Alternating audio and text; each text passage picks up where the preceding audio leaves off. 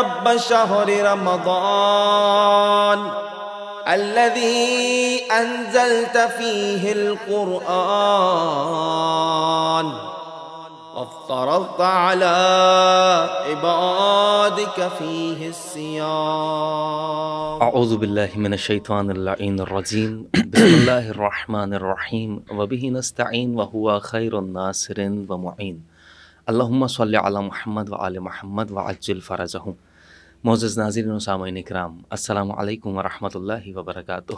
میں آپ کا میزبان سید حماد علی زیدی ارمغان نجف کے آپ اس پوڈ کاسٹ میں کہ جو یقیناً آپ حضرات متوجہ ہیں اور آمادہ ہیں کہ جو ایک سلسلہ چل رہا ہے ایسی گفتگو کا کہ جو یقیناً مومنین کو متوجہ کرتی ہے اور آمادہ کرتی ہے اپنے اعمال کی جانب. یقیناً ایسے کرنٹ افیئرز اور ایسے موضوعات کہ جو یقیناً دور جدید کی بہت بڑی ضرورت ہیں، اور ضرورت ہونے کے ساتھ ساتھ ایسا اہم موضوع بھی ہیں کہ جس کو یقیناً اگر زیر بحث لایا جائے تو اس سے سیر حاصل گفتگو مومنین تک پہنچے گی اور اس کا یقیناً اپنی زندگی میں وہ احساس محسوس کریں گے، اور اس چیز کو اگر عمل میں لایا جائے تو یقیناً زندگی کو بہتر بنانے کا ایک اور موقع فراہم ہوتا ہے. ناظرین کرام، یہ کوئز کا جو سلسلہ ارمغان نجف کے زیر اہتمام چل رہا ہے جاری و ساری ہے. آپ حضرات گزشتہ پروگرامز کے ذریعے بھی اس اناؤنسمنٹ کو سن چکے ہوں گے کہ کوئز کا جو سلسلہ جاری ہے اسی سلسلے کا ایک اور پروگرام آپ کی سماعتوں کی نظر ہے کہ جس کا موضوع کو ایجوکیشن ہے. کو ایجوکیشن یعنی دور جدید میں جن چیزوں کی بہت زیادہ ضرورت اور ہمیں سامنا کرنا پڑ رہا ہے، جس طرح زمانہ جدت حاصل کرتا جا رہا ہے، اس حساب سے مسائل اور دیگر احکامات ایسے ہیں کہ جو یقیناً نئے ہیں کافی لوگوں کے لیے، اور اس چیز کو فیس کرنا، کیونکہ یقیناً آج کل کے دور میں افراد باہر جا کر اعلیٰ تعلیم کے لیے دیگر ممالک میں جا کر تعلیم حاصل کرتے ہیں تو وہاں کا نظام دوسرا دیکھنے کو ملتا ہے. اس کے علاوہ پاکستان میں بھی ایسے مواقع موجود ہیں کہ جہاں پر کو ایجوکیشن کا سلسلہ ہمیں دیکھنے کو ملتا ہے.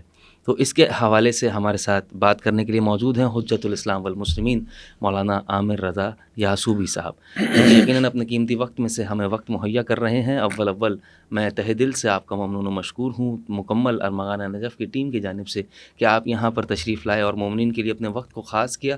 جناب سیدہ آپ کی توفیقات خیر میں اضافہ فرمائیں. آئیے اپنے مہمان خصوصی کو خوش آمدید کہتے ہیں. السلام علیکم ورحمۃ اللہ. علیکم السلام ورحمۃ اللہ وبرکاتہ. کیسے مزاج ہیں آپ؟ الحمدللہ. مولا آپ کو سلامت رکھیں. آغا صاحب، میں چاہوں گا کہ آپ اس موضوع کے حوالے سے ابتدائی گفتگو سے اس پروگرام کا آغاز فرمائیے. بسم اللہ الرحمن الرحیم.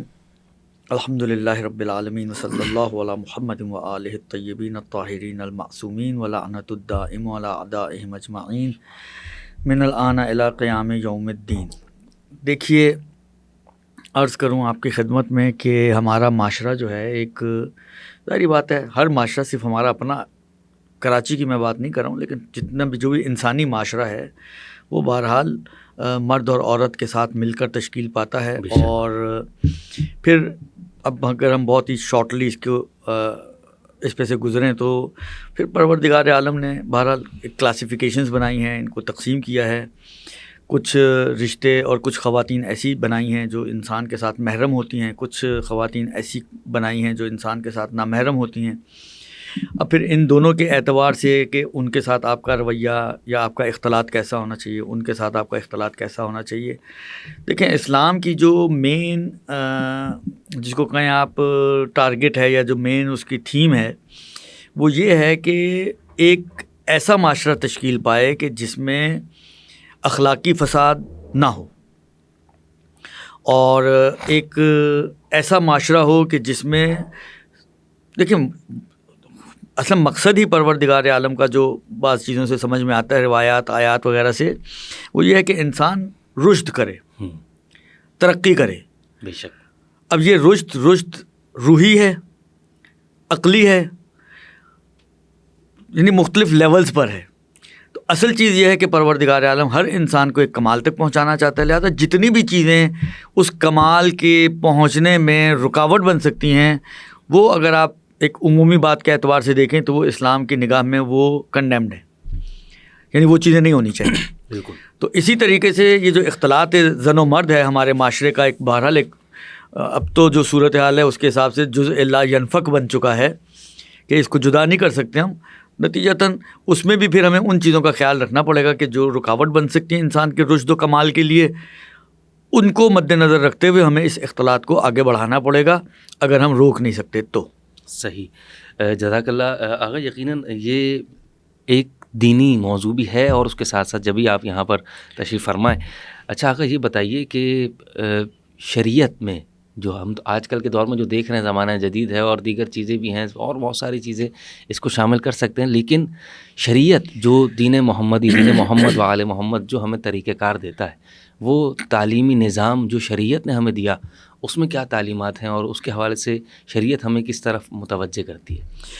دیکھیے، جیسے کہ میں نے آپ کی خدمت میں عرض کیا کہ شریعت کا مطلب یہ ہے کہ شریعت کیا چاہتی ہے، یعنی خدا کیا چاہتے ہیں، بے شک رسول کیا چاہتے ہیں، اہل بیت کیا چاہتے ہیں، اسی کا نام ہمارے ہاں شریعت ہے، جس کو ہم شریعت سے تعبیر کرتے ہیں۔ خدا، رسول اور اہل بیت کی چاہت کیا ہے، یہی شریعت ہے ہمارا، یہی دین ہے ہمارا، ٹھیک ہے نا۔ اب مسئلہ یہ ہے کہ خدا، رسول اور اہل بیت کیا چاہتے ہیں۔ میں نے اشارتاً عرض کیا آپ کی خدمت میں کہ ان کا جو مین ہدف اور مین ٹارگٹ ہے پروردگار عالم کا، وہ یہی ہے کہ ایک ایسا معاشرہ ہو کہ جس معاشرے میں انسان اگر زندگی گزارے تو وہ تکامل کی طرف جائے، کمال کی طرف جائے، اور جتنی بھی چیزیں کمال سے روکنے والی ہیں ان سے اپنے آپ کو بچا کے رکھے۔ یہی تھیم، یہ بہت بڑے پیمانے کی تھیم ہے، ہم پورے معاشرے کی بات کر رہے ہیں، صحیح نا۔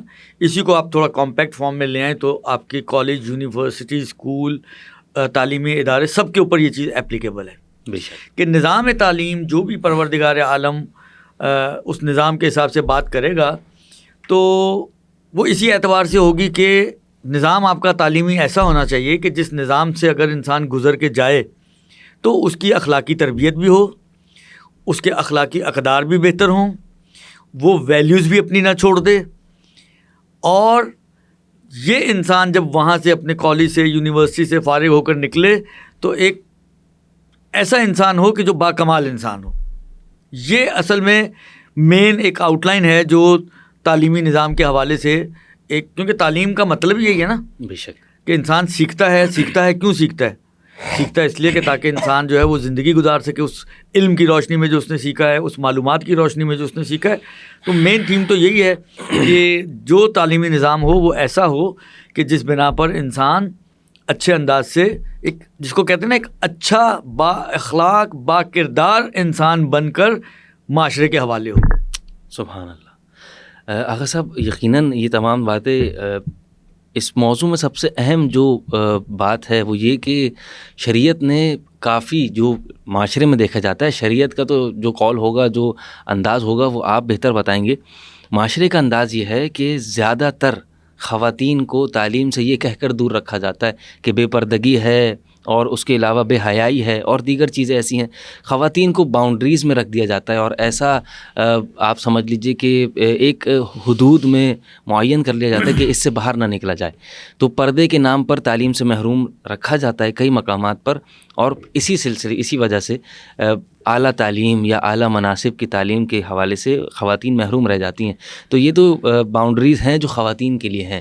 اب شریعت میں کیا باؤنڈریز ہیں کہ جو دونوں کے اوپر لاگو ہوں؟ مثلاً پردے کا مسئلہ ہے تو کیا وہ فقط خواتین کے لیے ہی ہے؟ اب برابری کا زمانہ ہے اور اس کے علاوہ ایسے موضوعات معاشرے میں نظر آ رہے ہیں کہ برابری ہو دونوں کے درمیان، تو آغا صاحب اس برابری کو مد نظر رکھتے ہوئے کیا دونوں کے اوپر وہی پردے کے احکامات لاگو ہوں گے؟ دونوں کے مسائل ایک جیسے ہی ہیں یا اس میں کوئی فرق ہے؟ دیکھیں، پہلے تو جو آپ کی تمہیدی بات ہے میں اسی سے تھوڑا سا ایک نقطہ آپ کی خدمت میں عرض کروں گا کہ دیکھیں، آپ بعض چیزیں ایسی ہیں کہ اگر انسان اسلام کو پڑھے تو اس کو ایسے ہی لگے گا کہ اسلام جو ہے ابتدائی طور پہ جو اسلام کا اولی نظریہ ہے وہ یہی ہے کہ عورت کم سے کم گھر سے باہر نکلے۔ عورت کا گھر سے نکلنا کوئی ریکمینڈڈ چیز نہیں ہے، ٹھیک ہے۔ اچھا، اب آپ ہو سکتا ہے کہیں جی اب یہ تو بعض جگہ پہ مجبوری ہو جاتی ہے، کسی کا شوہر کا انتقال ہو گیا، کوئی ایسے حالات میں مبتلا، صحیح ہے، استثناءات، ایکسیپشن ہر جگہ پہ ہوتی ہیں۔ تو میں ابھی ایکسیپشنل کیسز کی بات نہیں کر رہا۔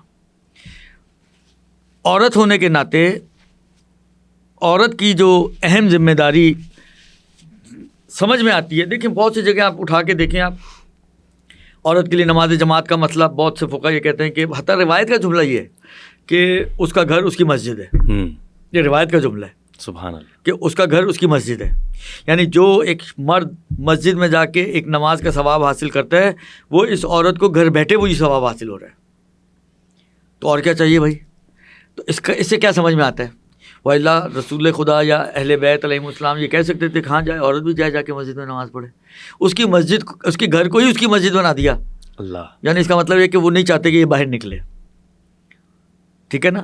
اسی طرح اور بہت سے موارد آتے ہیں، میں ان میں زیادہ ٹائم نہیں لگانا چاہ رہا، لیکن ابتدائی طور پر ایسا ہی لگتا ہے کہ اسلام کا جو سوچ ہے وہ یہی ہے کہ یہ عورت کم سے کم گھر سے باہر نکلے.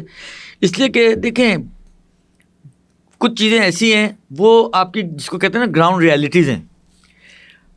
فساد عام طور پر جو مرد کے اندر آتا ہے وہ اسی وجہ سے آتا ہے کہ عورت گھر سے باہر نکلتی ہے اور پھر جب نکلتی ہے تو بے باک ہو کے نکلتی ہے. یہ سمجھیں پہلا قدم ہے اخلاقی فساد کی طرف کہ عورت ایک تو گھر سے نکلے اور پھر اگر نکل بھی رہی ہے تو بے باک ہو کے نکلے. یہ نہیں ہونا چاہیے. ہاں کہیں پہ مجبوریاں آتی ہیں تو شریعت عورت کو اگر اپنا جو بھی وظائف شرعیہ اس کے بنتے ہیں حجاب کے اعتبار سے، مردوں کے ساتھ بات چیت کرنے کے اعتبار سے، ان ساری چیزوں کا خیال رکھتے ہوئے اگر باہر نکلتی ہے تو پھر اس عورت کے باہر نکلنے میں حرج کوئی نہیں ہے، جائز ہو جائے گا.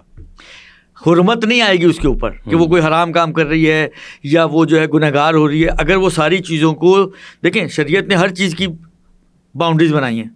میں آپ کی خدمت میں ایک بات عرض کروں، جب رسول خدا کا زمانہ تھا رسول خدا نے بعض چیزیں ایسی بنائی تھیں، یعنی جس کو کہیں بعض قوانین ایسے بنانے کی بنائے تھے کہ جس میں عورتیں اور مردوں کا آپس میں انٹریکشن نہ ہو. یعنی اگر عورتیں ہوں تو اکیلی نکلیں، مرد اور عورتیں ایک ساتھ نہ باہر نکلیں. لہذا مسجد نبوی کا انہوں نے ایک دروازہ کہا تھا کہ یہ مثلا ایک دروازہ ایسا ہونا چاہیے، اس کو قرار دیا جائے کہ جہاں سے صرف عورتیں باہر نکلیں. اللہ. یہ کیا کہہ رہا ہے؟ پیغمبر نے کہا کہ عورتوں کے لیے اچھا نہیں ہے کہ وہ سڑکوں میں بیچ میں چلیں، بلکہ ان کو دیوار کے ساتھ ساتھ لگ کے سائڈ میں چلنا چاہیے. اب یہ تو ایک دو باتیں میں ابھی مزید اس میں نہیں جانا چاہ رہا، لیکن اس طرح کی حدیثیں ہمارے پاس موجود ہیں. اب آپ خود بتائیں نا اس سے کیا سمجھ میں آتا ہے؟ اس سے سمجھ میں آتا ہے کہ عورت اور مرد جتنا زیادہ ایک دوسرے سے کٹ سکتے ہیں وہ بہتر. حتیٰ جس طرح بعض جگہ پہ سیمینارز ہوتے ہیں، ایک سائڈ مردوں کی ہے ایک سائڈ عورتوں کی ہے، وہ اپنے حجاب میں، یہ بھی کوئی ریکمینڈڈ چیز نہیں ہے، یہ بھی کوئی اچھی چیز نہیں ہے. اچھی چیز یہی ہے کہ یا تو بیچ میں پردہ ڈالیں آپ. صحیح. اچھی چیز یہی ہے کہ دونوں کو الگ الگ رکھیں. آج تو ٹیکنالوجی کا زمانہ ہے، آپ ایسی 10 امور انجام دے سکتے ہیں کہ جو ہے مرد بھی عورتوں کو اسپیکر کو دیکھ رہے ہیں اور عورتیں بھی اسپیکر کو دیکھ رہی ہیں اور دونوں کے رومس بھی الگ الگ ہوں. بالکل ایسا ہے. تو کہنے کا مقصد یہ ہے کہ ایک تو یہ چیز ہے جو آپ نے شروع میں بات کہی نا، ایسا نہیں ہے کہ عورت کو کنارے لگایا جا رہا ہے. ایک تو یہ جو نعرہ ہمارے معاشرے میں آ گیا نا، مساوات مرد و زن، جی جی، یہ کوئی نعرہ بھی اتنا اچھا نہیں ہے اور کوئی میں نہیں سمجھتا کہ اسلام اس کو سپورٹ کرتا ہو. یہ اسلام سپورٹڈ نعرہ نہیں ہے. صحیح. عورتوں اور مردوں کے درمیان خدا نے فرق رکھا ہے اور بہت فرق رکھا ہے. عورت کو صنف نازک سے قرار دیا ہے. کچھ چیزیں عورتوں کے لیے قرار ہی نہیں دی. وہ عورتیں یعنی اگر مجتہد بن بھی جائیں تو عورتیں تقلید نہیں ہو سکتی ان کی، وہ قاضی نہیں بن سکتی، وہ گواہ نہیں بن سکتی. 10 چیزیں عورتوں کے لیے. بالکل ایسا ہے. اگر برابر ہوں تو یہ کیوں اتنا فرق ڈالا اسلام نے؟ اب آپ کہیں جی یہ تو اسلام نے ڈالا نا، ویسے تو برابر ہی ہیں. ویسے کوئی برابر نہیں ہے. اسلام ہی تو سب کچھ ہے، اس کے علاوہ اور ہے ہی کیا؟ میری اور آپ کی سوچ کی کیا اہمیت ہے، یا کسی غیر مسلم کی سوچ کی کیا اہمیت ہے، یا کسی غیر مذہبی انسان کی سوچ کی کیا اہمیت ہے؟ کوئی اہمیت نہیں ہے. لہٰذا یہ تو ایک اعتبار سے. دوسرا، جہاں تک احکام کے اعتبار سے دونوں کے لیے احکام قرار دیے گئے. ہاں احکام میں فرق ہو سکتا ہے. وہ بہت ہی مشہور و معروف آیت ہے جو سورہ مبارکہ نور کی، جس میں جو ہے آنکھوں کو جھکانے کی بات کی ہے پروردگار عالم نے کہ قل للمؤمنین یغضوا من ابصارہم وقل للمؤمنات یغضضن من ابصارہن. ان کو بھی حکم دیا گیا کہ اپنی آنکھیں جھکا کے رکھو، ان کو بھی حکم دیا گیا کہ ان کے اپنی آنکھیں جھکا کے رکھو. مردوں کو بھی کہا گیا کہ وہ نامحرم عورت کو نہ دیکھیں، عورتوں کو بھی کہا گیا کہ وہ نامحرم عورتوں کو نہ دیکھیں۔ النظر سہم من سہام ابلیس، یہ دونوں کے لیے نگاہ جو ہے ابلیس کے تیروں میں سے ایک تیر ہے۔ اللہ اکبر۔ ایسا نہیں کہ مردوں کی نگاہیں جو ہے وہ تیر ہیں اور عورتوں کی تیر نہیں ہو، تو کچھ احکام ایسے ہیں جو دونوں کے لیے مشترک ہیں، لیکن ہاں کچھ باؤنڈریز میں فرق بھی ہے۔ مثلا عورت کتنا مرد کو دیکھ سکتی ہے، مرد کتنا عورت کو دیکھ سکتا ہے، دونوں میں فرق ہے، بے شک۔ ٹھیک ہے نا۔ تو کچھ چیزوں کے اندر جزیات میں فرق ہے، لیکن احکام اس اعتبار سے کہ دونوں کو اپنی عفت کا خیال رکھنا ہے اور دوسرے کی بھی عزت کا خیال رکھنا ہے، یہ دونوں کے لیے۔ آقا صاحب، یہ تصویر بنا دی جاتی ہے شریعت کی، پردے کے نام پر یا دیگر ایسی چیزوں کے نام پر ایسی تصویر بنا دی جاتی ہے کہ خدا نخواستہ نعوذ باللہ من ذالک کہ شریعت خواتین کو محروم رکھ رہی ہے، یا شریعت کی باؤنڈریز میں آنے کے بعد جو مستورات ہیں وہ محروم رہ جاتی ہیں۔ مثال کے کئی ایسی چیزیں یہ تصویر بنائی جا رہی ہے معاشرے میں، سوشل میڈیا کے پلیٹ فارم سے، یا پھر آپ کہہ لیجئے کہ غیر مسلموں کی جانب سے ایسے پروگرامز اناؤنس ہو رہے ہیں یا ایسی چیزیں، وہی جیسے آپ نے کہا کہ مرد و زن برابر ہیں، یہ نعرہ جو یہ بھی ایک اسی سوچ کا ہی حصہ ہے کہ نعوذ باللہ شریعت ہمیں پابند کر کے ہمیں محروم کر رہی ہے، یہ خواتین کی ذہن سازی کی جا رہی ہے۔ تو اگر صاحب اعلیٰ تعلیم کا مسئلہ ہو یا معاشرے کی نوکری کا مسئلہ ہو یا کسی بھی حوالے سے خواتین کے جو حقوق یہاں پر شریعت نے بیان کیے، وہاں پر کیا دین اسلام یا دین شریعت یا دین محمدی یا قرآن کی تعلیمات اور شریعت کے احکامات کیا خواتین کو محروم رکھ رہے ہیں؟ یا پھر اس حوالے سے آپ دیکھ لیجئے کہ کیا اگر کوئی پردہ دار کوئی ایسی خاتون ہو اور اس حوالے سے دین پرست ہو، شریعت پرست ہو، کیا وہ ان تمام تر امور سے محروم رہ سکتی ہے یا نہیں؟ یہ کس طرح کی سوچ ہے اور حقیقی شریعت میں آ کے ان باتوں کا کیا اثر ہو سکتا ہے؟ دیکھیے، میں اب بار بار ایک ہی بات کو ریپیٹ نہ کروں، وہ میں بتا چکا ہوں کہ جو اصل تھیم ہے اسلام کی وہ تو وہی ہے کہ وہ اسلام یہی چاہتا ہے کہ عورت کم سے کم باہر نکلے۔ بے شک، صحیح نا۔ اب اس کو آپ محرومیت کا نام، اچھا ایک چیز اور ذہن میں اب جیسے بریکٹ میں ایک بات اور عرض کر دوں، دیکھیں شریعت کا مطلب ہی ریسٹرکشنز ہوتا ہے، یہ ذہن میں بٹھانے کی ضرورت ہے۔ سبحان اللہ۔ ہم کہتے ہیں شریعت یعنی آزادی، نہیں، شریعت آزادی نہیں دیتی، شریعت آپ کو ریسٹرکٹ کرتی ہے، 10 چیزوں پہ ریسٹرکٹ کرتی ہے۔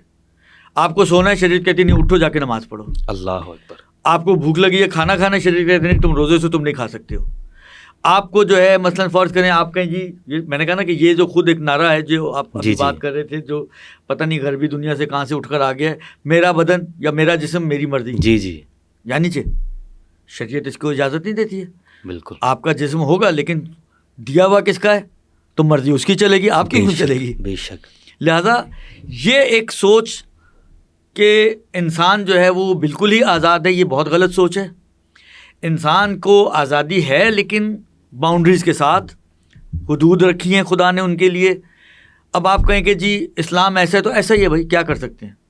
یعنی آقا صاحب یہ آزادی کے نام پر اور خود ساختہ ہونے کے یہ ایسی ٹرمنالوجی استعمال کر کے جو خلاف اسلام ہے۔ بالکل آقا صاحب، بہت سب خلاف اسلام ہے، ان کا اسلام سے کوئی تعلق نہیں ہے۔ اسلام پابندی لے کر آتا ہے، اسلام باؤنڈریز بناتا ہے۔ سبحان اللہ، سبحان اللہ۔ نہ مرد کو اجازت ہے کہ وہ ان باؤنڈریز کو کراس کرے، نہ عورت کو اجازت ہے کہ وہ ان باؤنڈریز کو کراس کرے۔ ہاں، اب آپ کہیں کہ جی ہم دین چھوڑ دیں تو وہ پھر اب آپ کی مرضی ہے۔ یعنی آقا صاحب اس چیز کو کھل کر سمجھنے کی ضرورت ہے کہ آزادی کے نام پر آپ دین سے دور نہ ہو جائیں۔ بالکل بالکل بالکل، آزادی کے نام پر ہم یعنی دین سے آپ اتنی آزادی نہ چاہیں کہ جو دین کی تھیم کے خلاف ہو۔ اچھا مذہب کوئی بھی ہو، میں اور بات عرض کر دوں، یہ صرف اسلام کی بات نہیں ہے، مذہب کوئی بھی ہو کہیں نہ کہیں کچھ نہ کچھ ریسٹرکشن لے کر آئے گا۔ بے شک۔ آپ پرانے ادیان کو پڑھیں، آپ موجودہ ادیان کو پڑھیں، دین کوئی بھی ہو، ہندوازم ہو، سکھزم ہو جن کا کوئی خدا سے تعلق نہیں ہے، یا کرسچینٹی ہو، یا جوز ہوں، یا جو بھی یہودیت ہو، عیسائیت ہو، یا اسلام ہو جو ایک الہی مذہب کہلاتے ہیں، اسی لیے کرسچنز اور جوز کو جو آپ اہل کتاب بولتے ہیں کیونکہ ان کا جو دین ہے وہ خدا والا دین ہے، خدائی دین۔ تو جہاں پہ بھی دین آئے گا وہاں پر ریسٹرکشنز تو آئیں گی۔ دین بغیر ریسٹرکشنز کے نہیں ہوتا، اس لیے کہ ہمیشہ ہر چیز آپ کے فیور کی نہیں ہوتی۔ بے شک۔ انسان تو ایک ایسا مخلوق ہے کہ وہ تو جتنی آزادی دیتے رہیں وہ اتنا خوش ہے۔ بے شک آگا۔ وہ اس وقت پھر بھول جاتا ہے کہ یہ آزادی میرے لیے فائدہ مند ہے، کیونکہ دیکھیں ہم صرف اپنی دنیا دیکھ رہے ہیں، آخرت کہاں جائے گی؟ واہ۔ دنیا کو کبھی بھی آخرت سے کاٹ کے نہ دیکھیں، دنیا کو آخرت سے ملا کر دیکھیں. پھر آپ سوچیں کہ یہ آزادی جو آپ جس کی بات کر رہے ہو یہ اب آپ کے لیے نقصان دہ ہے یا آپ کے لیے، کیونکہ آپ صرف دنیا دیکھ رہے ہوتے ہیں تو آپ کو لگتا ہے مصیبت، لیکن جب آپ آخرت دیکھو گے اس کے ساتھ ملا کر اور یہ دیکھو گے کہ یار اس ریسٹرکشن کا مجھے یہاں پر اتنا بڑا فائدہ ملنے والا ہے تو کیوں مصیبت لگے گی پھر آپ. اللہ اکبر. آغا صاحب موضوع کے حوالے سے بس آخری سوال ہمارے پاس موجود ہے، اور سوال آغا صاحب یہ کہ جو مغربی ممالک میں تعلیم کے لیے جا رہے ہیں، کیونکہ کسی حد تک جا کر یہاں پر ہمارے ملک میں تعلیمی سلسلہ جو ہے وہ کمزور ہونے لگتا ہے، اور مزید اعلیٰ تعلیم کے لیے یا اچھی نوکریوں کے لیے یا اچھے منصب پانے کے لیے اس تعلیم کی ضرورت پڑتی ہے جو ہمیں باہر جانے پر مجبور کرتی ہے. تو آغا صاحب باہر جا کر تو ماحول ہی دوسرا ہوتا ہے. اب وہاں پر خواتین کے لیے تو مسائل دوسرے ہیں، مردوں کے لیے مسائل دوسرے ہیں، وہاں کا نظام ہی کچھ اور ہے. اچھا، وہاں کے نظام کے علاوہ ایک تو اس نظام کے حوالے سے جو آپ بہتر سمجھتے ہیں کہ کس طرح کا نظام ہو سکتا ہے اور کیسا سامنا ہمیں کرنا پڑتا ہے وہاں جانے کے بعد، اس کے علاوہ آغا صاحب آپس میں آپ کلاس میٹ ہیں، اب 10,000 کام پڑھ رہے ہیں، کبھی نوٹس کی تبدیلی ہو رہی ہے، کبھی قلم مانگا جا رہا ہے، کبھی کوئی بات ہو رہی ہے، تو اس بات میں انٹریکشن ہو رہا ہے، بات ہو رہی ہے، انٹرفیئر ہو رہا ہے. اب اس میں ہنسی مذاق بھی شامل ہوتا ہے. تو اب ایسا تو نہیں ہو سکتا کہ ہم معاشرے سے بالکل ہی کٹ جائیں. کوئی ہماری نامحرم ہے، وہ ہم سے خود سے بات کر رہی ہے تو ہم اس کو کہہ دیں کہ نہیں میں نہیں کر سکتا، اور اس طرح سے اکھڑ کے جواب دیں، تو یہ ہماری امیج خراب ہونے کا باعث بنے گا.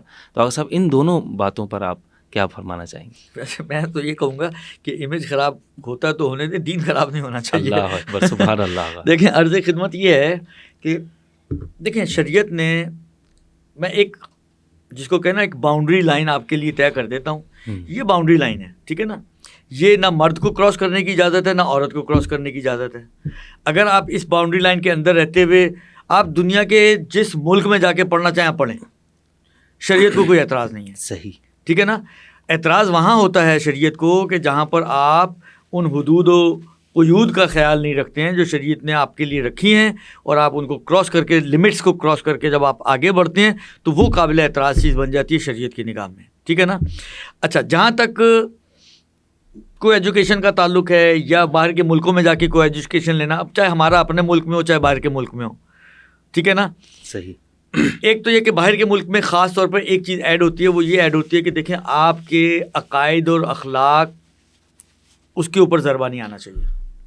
پتہ چلیں کہ آپ وہاں پر جا کر بے عقیدہ ہو جائیں، واہ، آپ وہاں جا کر اصلا خدا کو ہی چھوڑ دیں.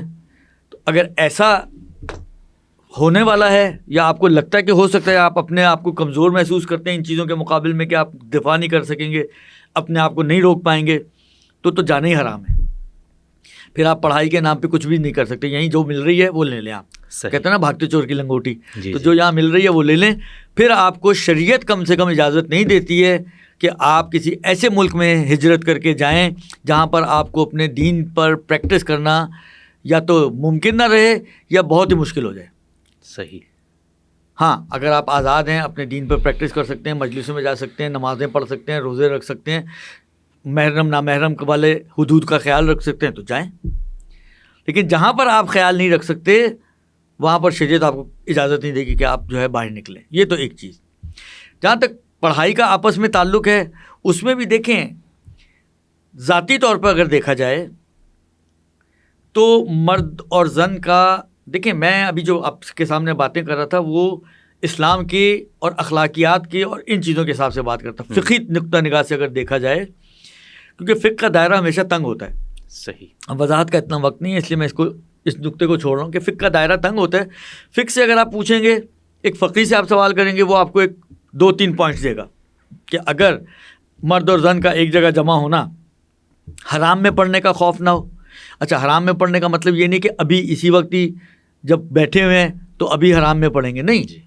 اگر تدریجی طور پہ بھی ہے کہ آج نہیں تو کل، کل نہیں تو پرسوں، پرسوں نہیں تو 4 دن بعد، 4 دن بعد نہیں تو 1 ہفتے بعد، آہستہ آہستہ آہستہ، یا وہیں بیٹھے بیٹھے چاہے حرام ہونے کا مثلا چاہے انسان کے ذہن میں کوئی اس قسم کے خیالات آئیں جو نامناسب خیالات ہیں، چاہے وہ بہت ہی ہلکے لیول پر ہوں، جس کو آپ کہتے ہیں نا جنسی شہوت، صحیح، وہ چاہے بہت ہی کم لیول کی ہو، لیکن اگر ہے تو چاہے ابھی ہو چاہے بعد میں ہوگی، چاہے اس سے بڑے حرام میں مبتلا ہوں گے آپ، یہ سارا پھر آپ کا یہ جمع ہونا حرام ہو جائے گا. حرام میں پڑھنے کا خوف نہیں ہونا چاہیے، تب کہیں جا کر یہ آپ کو اجازت ملتی ہے کہ مرد و زن ایک جگہ پر آ جائیں.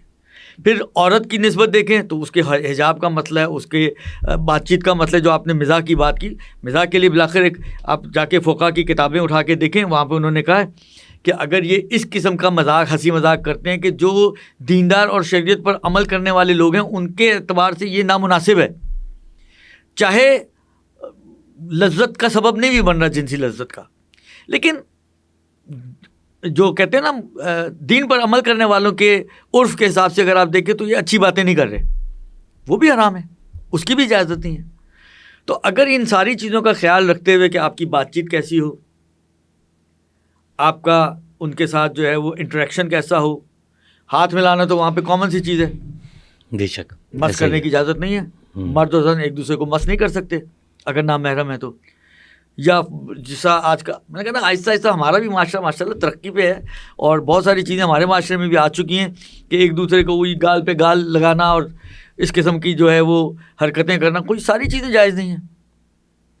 اب اگر کوئی شخص ان چیزوں کو انجام دیتا ہے تو وہ حرام کام کر رہا ہے، اور اگر وہ جائے گا اور اس کو پتہ ہے کہ میں انہی چیزوں میں مبتلا ہو جاؤں گا تو اس کے لیے جانا بھی حرام ہو جائے گا. لہذا وہ یہیں رہ کر پڑھائی کرے تو زیادہ بہتر ہے. اب جیسی بھی اس کو پڑھائی ملے وہ کرے، اب کیا کیا جا سکتا ہے. جزاک اللہ صاحب.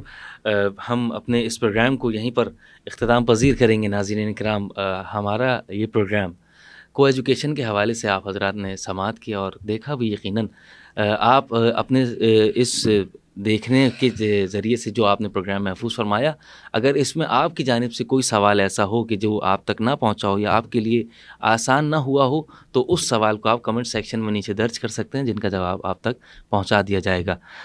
دعا ہے پروردگار عالم کی بارگاہ میں پروردگار تجھے واسطہ محمد و آل محمد کا تمام مومنین کی جان مال عزت و آبرو کی حفاظت فرما، تمام مومنین کے حالات کو بہترین حالات میں تبدیل فرما، بالخصوص علماء حقہ کی حفاظت فرما اور ان کا سایہ قوم و ملت پر تعدیر قائم و دائم فرما.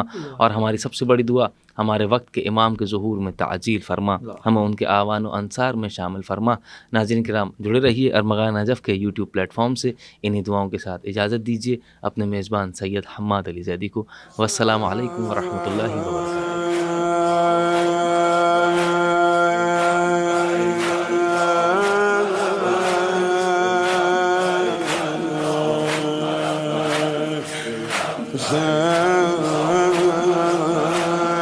لبيك اللهم لبيك لبيك اللهم لبيك لبيك اللهم لبيك